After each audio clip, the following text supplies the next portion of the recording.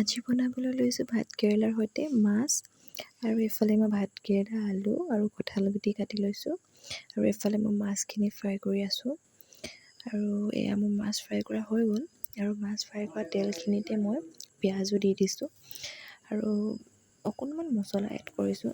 আপোনালোকে বিচাৰিলে সৰহকৈ এড কৰিব পাৰে।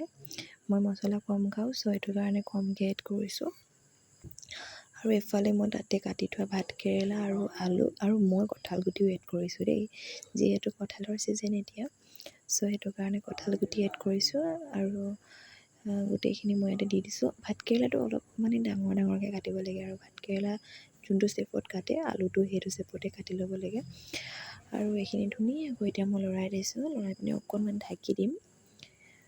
ঢাকি দিয়াৰ পাছতে আকৌ এবাৰ লৰাই দিছোঁ আৰু আপোনালোকে কেতিয়াবা এনেকৈ খাইছেনে কমেণ্ট কৰিবচোন। মই কিন্তু আগতেও বহুত মানে 2-3 বাৰ খাইছোঁ, ভাল লাগে।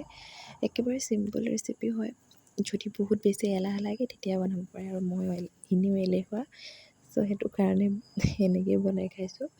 তাৰপিছত আকৌ ঢাকি দিলোঁ। ঢাকি দিয়াৰ পাছত এইবাৰ ধুনীয়াকৈ মানে সিজি গ'ল, আলুও সিজিলে, ভাতকেৰেলাও সিজিলে আৰু এতিয়া ইয়াতে এড কৰিম মই পানীটো আপোনালোকে কিমান লাগে আপোনালোকে নিজৰ জোখমতে এড কৰিব পাৰে। মই অকণমান জোলটো খাই ভাল পাওঁ সেইটো কাৰণে অকণমান পানী সৰহকৈ এড কৰি দিছোঁ আৰু এইফালে ঢাকি দিয়াৰ পাছতে আৰু মাছখিনি মই ইয়াতে এড কৰি দিছোঁ।